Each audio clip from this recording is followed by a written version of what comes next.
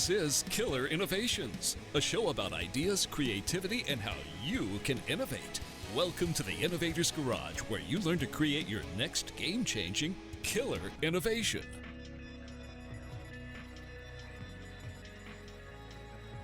Welcome to Killer Innovations. We are on the road. We actually are in Sunnyvale, California, and we're kind of huddled into a conference room here, trying to get a show in here real quick. Kim McNicholas is here with me. We are actually here working, supporting the Innovation Bootcamp. We're actually getting ready to do a panel tonight with the students within the Innovation Bootcamp on the difference between entrepreneurship and intrapreneurship. So it's kind of an interesting topic. But by the way, Kim, you and I haven't been in the same city. I don't know. In forever. I think even in a year, actually. A little less than a year. Yeah, it's been, we've had some crazy travel schedules. You've been all over Asia and Global Europe. Services now with United. That's how much I've been traveling. I think 4 times to Italy. I've been to Germany at least 5 times. Netherlands, just got back from Belgium. Also had what I think is, for me, a very unique opportunity to be at the table during negotiations between a U.S. medical device company and potential distributors in Japan and seeing the dynamics there. Yeah, it is interesting. I mean, in my previous life, I spent a lot. The fact that we ship products into 168 countries. Right. And every country is different. The culture's different. Mm-hmm. What does an agreement mean? What does a handshake mean? What does licensing agreement versus technology agreement mean? And that's critical. Well, it is. And I think a lot of entrepreneurs who think, just take what I've done in the U.S. and ship it into other parts of the world. It just doesn't work that way. It's a lot harder and a lot more complex than anybody could imagine, even. Yes. As to what does that really take. So you've been doing a lot of traveling here lately. You obviously like you said, you got your global services now. Congratulations. I congratulate myself because now I'm not traveling that much, and I gave up my global services. Well, I think you do travel a lot, but I think that you spend more time in those places. Yeah. I think I spend more time on a plane than I do in each location. Yeah, well, that is the difference, right? For me, it is about to go someplace, I'm there for a week. So we're in Sunnyvale this week, and then actually I leave for London on Sunday. I'll be in London all next week for a series of events that I'm hosting in London. But what I love about what you do, especially when you travel within the U.S., is you have your mobile studio. Mm-hmm. And you've been stopping in different places across the country and looking at innovation in different areas.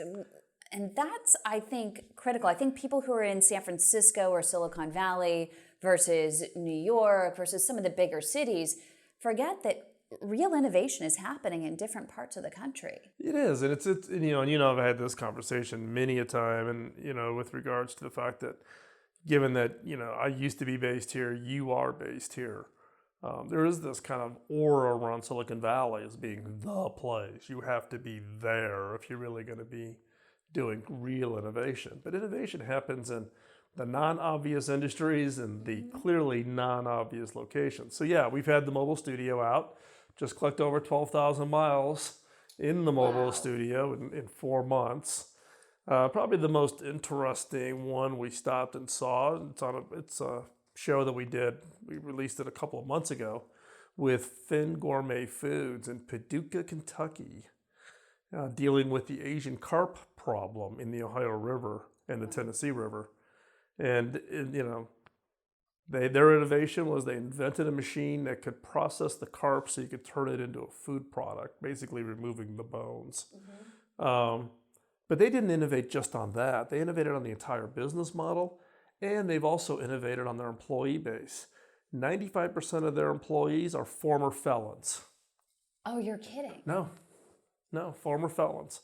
They work with a halfway house to give these men and women who just recently been released from prison and living in a halfway house, who, in order to get their independence, they have to have a job, for parole and that. And the husband and wife that run Finn Gourmet Foods have innovated a way to bring them in, teach them a new industry, and help them get back on their feet. So they're innovating everything from how to deal with an invasive species to how do you drive economic growth in the depressed regions of the country? How do you create a whole new market for a fish that everybody thinks is just a garbage fish? But now, top restaurants in New York are clamoring for their product, and then innovate on giving people who have just got out of prison to get back on their feet and become contributors to society. It's an amazing story. And so many, it really is, and so many entrepreneurs that I talk to are always talking about innovation just in terms of the product. But innovation just spans whether it's marketing, whether it's, as you said, hiring. People are limited here, and they keep saying how difficult it is to find employees to bring their product to market. Do what this company did and find a new market of employees. There's so many people out there in so many different areas that need jobs. You even have a friend that is working with autistic adults and bringing them into organizations. You've brought them into your organization. Yeah, well, in fact, you and I were both at South by Southwest this year. You were talking about flying cars. Oh, one of my favorite topics these days. And I was talking about neurodiversity hiring. How do you hire people who think differently? Those people, autism spectrum disorder is just one characteristic of this range of how we have thinking styles. Right. And for innovation, you got to have people on your team who think differently than you. Otherwise, you're all looking in the same spots. Or else as you scale, you're just going to be thinking in the same way. You're going to be doing the same things everybody else is doing. But what's really going to set you apart and make you successful is doing something differently, thinking differently. Right, correct. The only issue that you do have when you're doing that is then how do you get everybody on the same page to be able to communicate and come together and collaborate? Well, and it is. I mean, it's a huge problem. If you have autism spectrum disorder diagnosis, you have an 81% unemployment rate. 81%. If you think about it, 1 out of every 60 kids will be diagnosed with autism, and those kids will have an 81% unemployment rate. If we do nothing, what does that do to the economy? Right? Particularly given the boomers are retiring. Birth rates are down. How do you bring workers in who are going to provide the economic growth to support the people in their retirement? It has a huge ripple effect on everybody's lives. And the challenge, though, is that we have a bias against these people. They don't act like us. You're taught when you're hiring, you want someone to make good eye contact, good conversation, nice firm handshake, of which none of that is done with people in those categories. So we immediately turn off like, oh my gosh, they're going to be too hard to manage. They think differently. I don't know how to manage them. How do I incentivize them? Are they really promotable? Do I just give them a mailroom job maybe? Versus really treating them as peers and as professionals. And I think that's where the employment process within every organization needs to change. Yes, you do need a process. You need a process in order to scale, right? But then you need that process to be flexible enough to bring in people who think a little bit differently. They don't fall in those same lines as everybody else. Well, you need it particularly, I argue, and this was the speech at South by Southwest, was corporations are missing an opportunity to really add a spark to their creative innovation efforts. Because what you want is you want people who look at the problem and opportunity differently. People on the autism spectrum disorder look at everything differently. And so as a result, then, you're getting that. If you know how to manage them, engage them, make them part of that team, contributors. If you don't, your organization is going to get left behind, because those that get it are going to have that distinct advantage of having someone who looks at everything differently. And I think the one thing with autistic kids and autistic adults is that they're not limited by our current social constraints. And that is such an asset to have in every organization. Well, some would view it as freedom thinkers. Well, some would view it as an asset, some view it as a problem, right? Because they also have no filters. So they don't self-guard themselves on what they say, which you want, right? You want candor when you're working on a project, right? You have to think differently when you're managing them, you're leading them, you're mentoring them. And fortunately, we're getting some traction with a lot of CEOs who are now saying, hey, come talk to my organization about how do we do this neurodiversity hiring, and how do we train our teams, and how do we think about recruiting, and how do we bring them in, and how do we support them? Because I can tell you where I'm at today as a CEO, the people that we've brought in under our neurodiversity hiring program are having phenomenal impacts on our organization. And I would love to hear, once we come back from break, just a few things that have worked for you that other people can apply, not only with people who are autistic, but other people who think differently within your organization. Right. And we talk about it, the fact that you want as diverse a team as possible as part of your innovation effort, but don't constrain yourself to just thinking about the HR definition of diversity. It's diversity has a much broader definition and a much broader meaning than that. So we're going to take another quick commercial break here. When we come back, we're going to continue our conversation with Kim McNicholas. So don't go anywhere. We'll be right back after this quick break.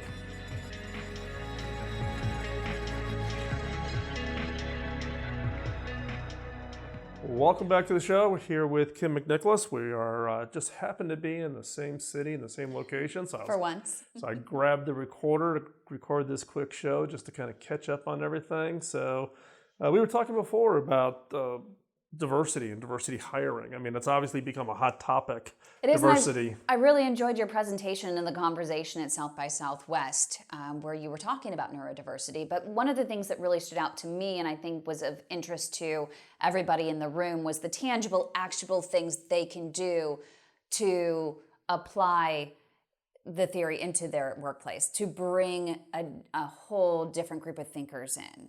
And you have a few things that have really worked for you in bringing in some folks who are autistic. Yeah, with a nonprofit that my daughter, who's a speech language pathologist, Tara, and I run, called Hacking Autism. We've learned through hard knocks, what it takes really to create a work environment that works both for the employer and for the person.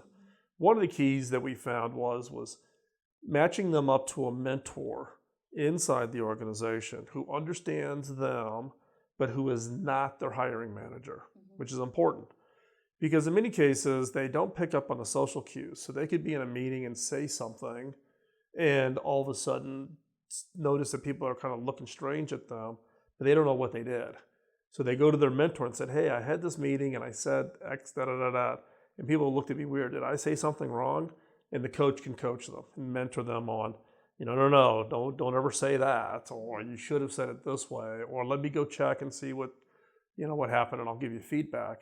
It's a safe conversation that's outside of the hiring manager, so they're not fearful for their job, they're not fearful for, their performance reviews, those kinds of things. We like in the organization where I'm CEO, we pride ourselves on candor with respect, right? We don't play, no passive aggressive, no rumor milling. If you have something to say it. But you're not going to get dinged for it. But do it with respect. The people that we have that we've got in our organization that are part of our neurodiversity hiring, they have no problem with the candor. That's a good thing. No problem with the candor. Sometimes we have to work a little bit on the respect, but it's actually refreshing, right? Because you don't have to guess where you stand with these people, right? So the mentoring program has absolutely been critical for us. And then including them and not treating them differently. With people either with visible disabilities or non-visible disabilities, one of their concerns is they get treated differently. We do not reveal what any person's disability is. They can self-declare or not declare. Self-declare means they let their team know what their disability is and any ways that the team could better engage with them, or people don't declare. In our case, 50% of our people with autism spectrum disorder declare. 50% of our team does not declare. They don't want people to know. Their manager knows because they were brought in on a hiring program. And to be quite honest, it's become a non-issue amongst their team members. People don't care. They're productive members, giving them the chance.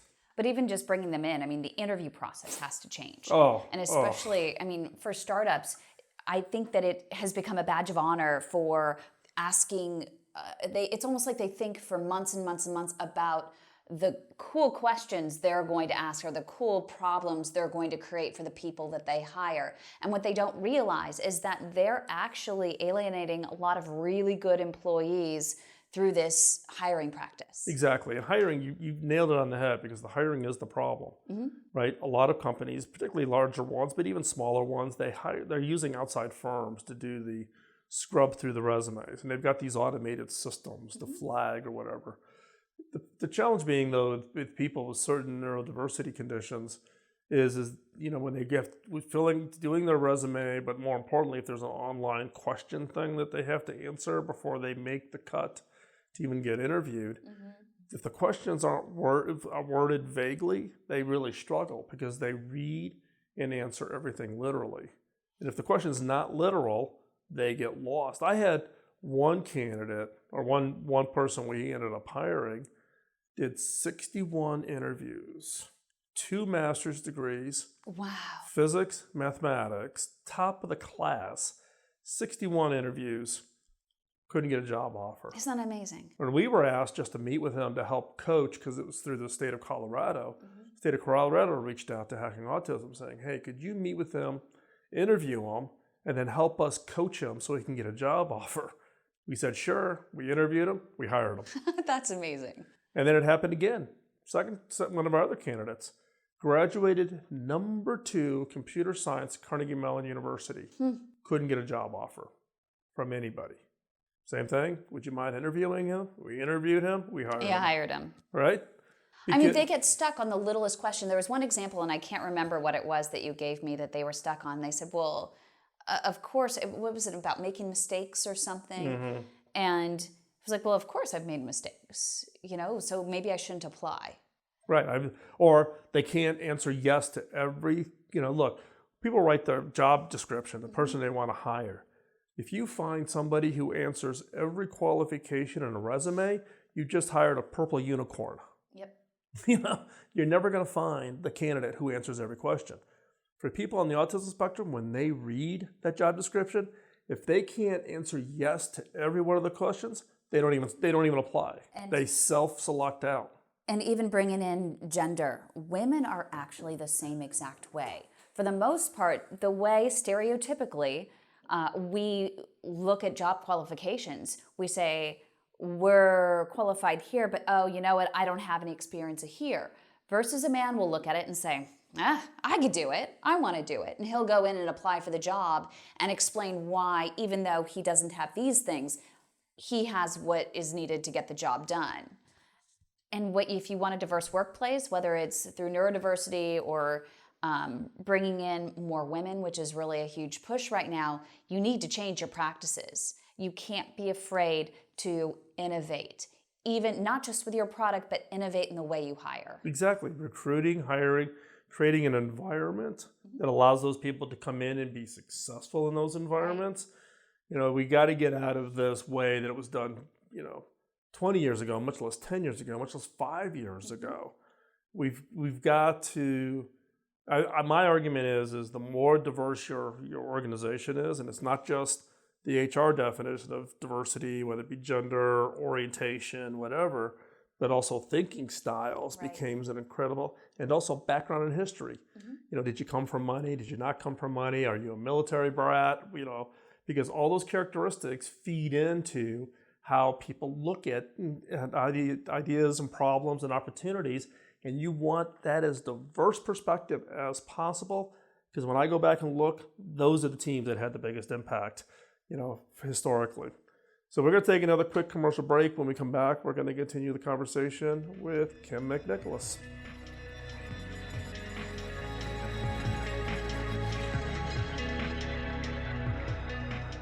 Welcome back.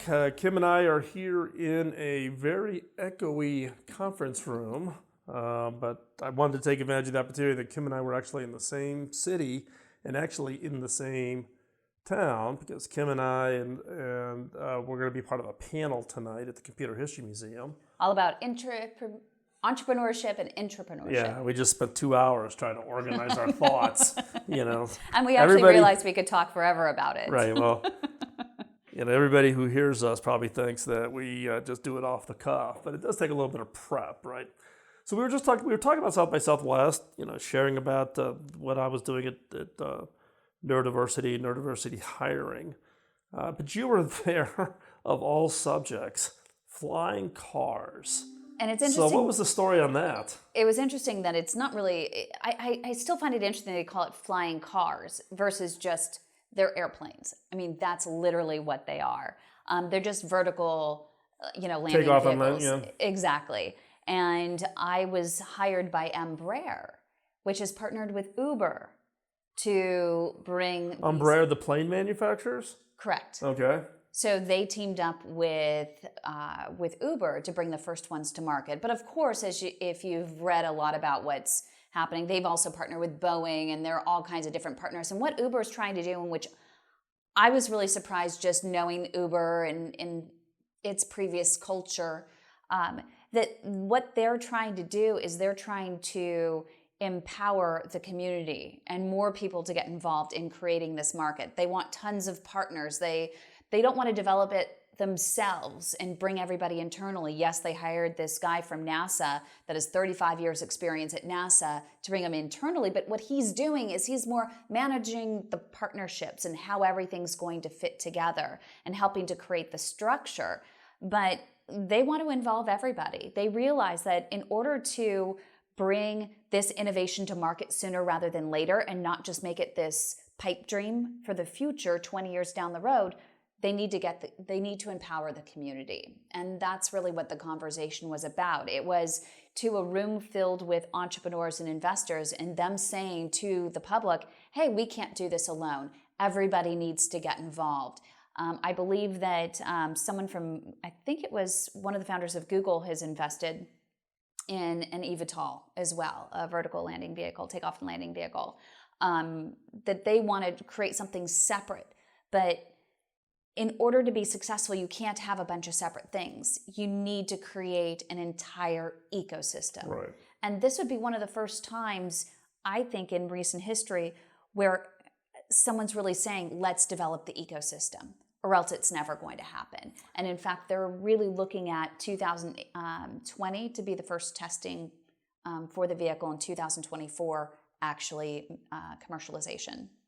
That's some long thinking, though, because I mean, in the case of most Silicon Valley, it's a 9 to 12 month kind of cycles. Mm-hmm. This is pretty long thinking. Plus, the ecosystem piece is challenging. Plus, I can only imagine. I mean, I operate in a regulated industry now.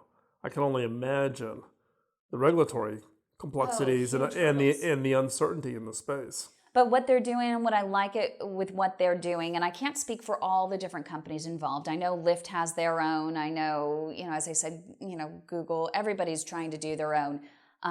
All building on the platform from NVIDIA, because they all want to make it autonomous, right? But what I like what they're doing is while some of the other companies are focusing on the autonomous aspect of it, they're saying we're not going to go autonomous right away. Yes, it's going to have the capability, but we're going to reach people where they are and guide them where we want to be. Regulatory is not there yet. It's not going to be there for a long time. And so how do we get to market soonest? So what do you think? I mean, I was just thinking, just popped into my head, right? You think about the regulatory, right? The whole FAA getting caught off guard by drones, right? And now with all the, swinging back and forth on what the regulatory environment, does that lay kind of a foundation for these vehicles then when you think about it? Because they're personally owned flying vehicles, it's bad, it's tough enough. The FAA gets really concerned about you can't fly a drone near airports or in flight paths. And, when you think about everything that's on the ground all of a sudden being in the air. Right. It adds a lot of complexity. There's no lane markings, no turn signals, no stop signs. And there's so much that needs to be developed, and that's why they're saying, hey, we're not just going to go and... Where I think that autonomous vehicles have gone wrong is that they're just developing the vehicles and they're just going out and breaking the rules. They're not helping. They didn't initially go to regulators and say, hey, here's what we're doing. Let's start regulate it. Let's start figuring out what needs to be done to make this possible in the future. Yeah, the problem, though, is regulators will never keep up with the pace of innovation. No, they can't. Right? They so can't. How do you get around it? I mean, look, everybody was watching, Mark Zuckerberg, testifying, right? You're listening to some of the questions that he got asked, and you're kind of like, okay, have these people never been on Facebook? Have they never been on social media? And so the challenge is how do you educate the regulators towards a positive support of the innovation versus to a negative, effort. And that's why I use this and I say it over and over again. How do you reach them where they are and guide them where you want them to be? They're not going for a pilotless vehicle right away. They're saying, hey, we're going to have pilots and we're going to actually do more intra-city type of stuff. We're going to work with the infrastructure that's already there first. Right, but this gets into the point that you make, and you make it all the time, which is, talking to whoever, whether it's a regulator, an investor, your staff, the ecosystem, about where it is and where you want them to be. It's about that storytelling. Yes. And to be quite honest, 95% of the people totally stink at telling the story. Right. Right. Well, because they don't ask the right questions. Right. You have to ask the right questions. You have to find out where people are coming from, because there's always an agenda. There's always an ego involved. There's always processes. There's always this, that, and the other thing that are going to be obstacles and get in the way of you infiltrating. Right. Right. Because you've also, in addition to your South by Southwest with panel hosting for the flying cars, you've also been on doing a lot of work in the medical innovation space, with the lasers to, unclog arteries. Unclog arteries. Kim's now. I'm waiting for Kim to now get her MD, and I can call her Dr. Kim. Dr. Kim. But it's the same thing, though, because in that case it's doctors. But the audience I thought was unique for that was, in some cases, the regulators, the FDA, to get FDA approval, presenting the results in such a way that it was easier for the FDA to understand what it is, what the benefit was, and the proof that this was a great technology. All right. The CEO will even claim that if it weren't for my videos, they probably would still be trying to lobby for approval. Right, and they've got their approval now. They do. Right. So I think this is the thing that we talked about it from here in Silicon Valley about pitching ideas and going to VCs. I think people don't spend enough time really thinking about the story. The real story. The real story, not just the pitch, not within a not blowing smoke. Right. And telling us what you think we want to hear. Yep. What is that real story? How does it relate to me? How does it impact me? What's true? Well, I think one of the things, we're going to wrap up this show, but I'd like to have you back. If some kind of a future show, let's have a conversation specifically about the story. Because I think that's the stumbling block that a lot of innovators it's hard, right? If you're technical, you're going to go in and you pitch on the specs, right? Speeds and feeds, but nobody buys on speeds and feeds, right? It's about how is it going to benefit me? What's the personal message to me where I can see myself getting the benefit of whatever this thing is, or somebody that I know, or how it's going to change, people's lives. It's not about, power of lasers or, cost per procedure or, whatever, right? So we're going to wrap this up. If you're listening, don't go anywhere. Segment 4, the 5 minutes to new ideas, is coming up. This is our new segment. We actually are experimenting with it. Love to hear your feedback, so don't go anywhere. We have that coming up. We're actually thinking about turning that into its own standalone short format, right? This show's normally 42 minutes. That show is 5 minutes. 5 minutes once a week. It's all about knowing your audience. It's all about knowing your audience, right? And I think I even have a hard time. I can't keep up with all my podcasts that I need to listen to.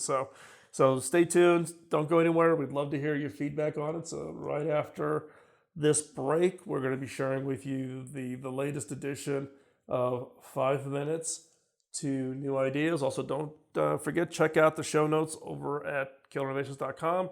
We'll have all the links to what Kim's up to, and you can stay up on all what we are doing. So be right back after this quick break.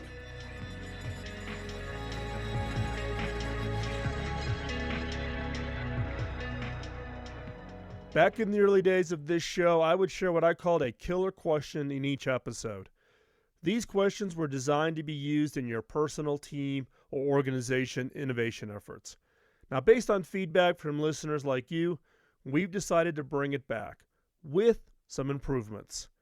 Each episode of the Killer Innovations has a segment that I'm now calling 5 Minutes to New Ideas. They are designed for the creative mind looking for that next great idea. Each episode will challenge you to think differently about your business, your products, your services, and yourself by asking unique, funny, and sometimes crazy questions. These questions are designed to force you to look beyond the obvious and to uncover those ideas and opportunities you never before considered. So, get out your notebook and be ready to uncover that game-changing idea. Here is 5 minutes to new ideas.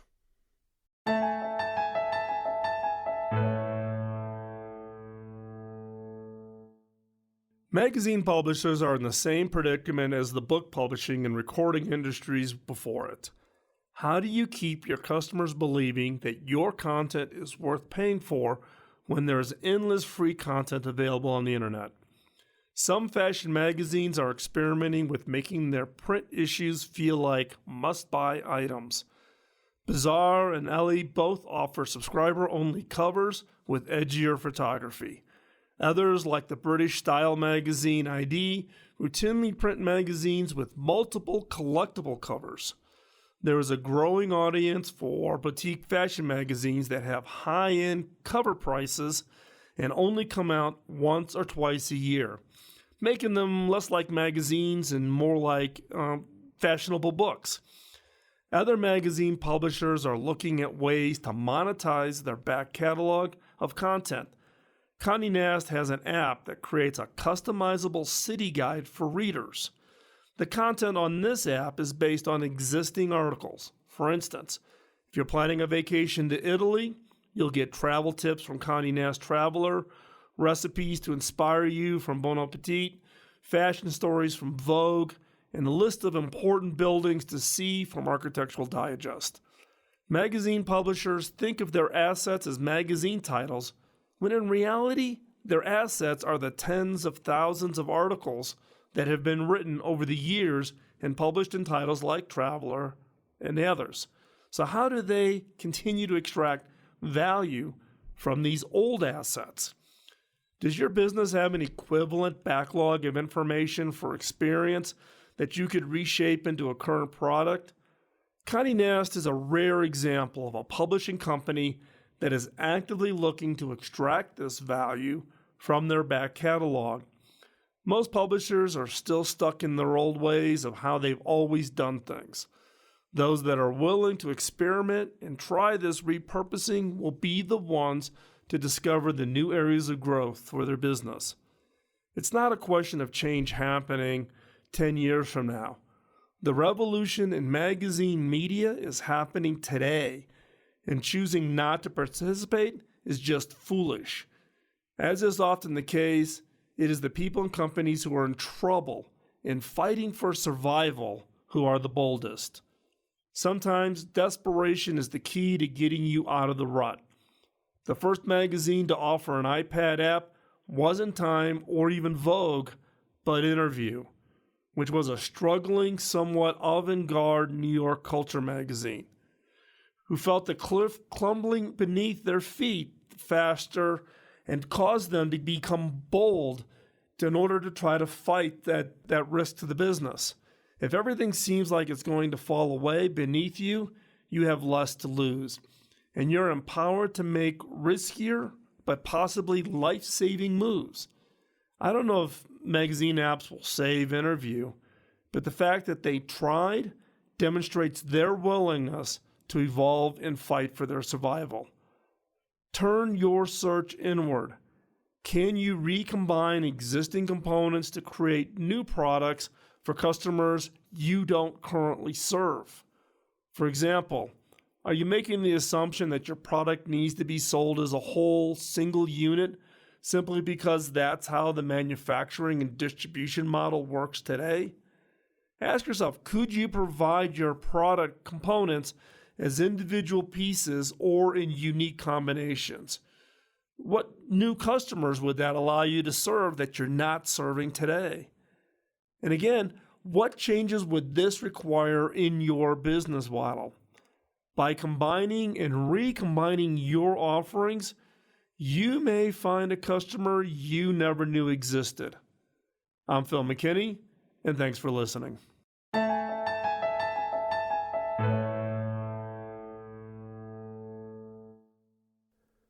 Thanks for taking the time out of your busy schedule to join in. If you have any comments or suggestions, drop me a note at phil@killerinnovations.com.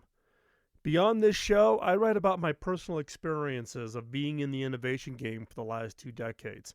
Topics include innovation, creativity, culture, team building, metrics, frustrations, leadership, and how to win. You can find that content over at philmckinney.com. You can also find out information about my book, Beyond the Obvious, including extensive excerpts over at beyondtheobvious.com.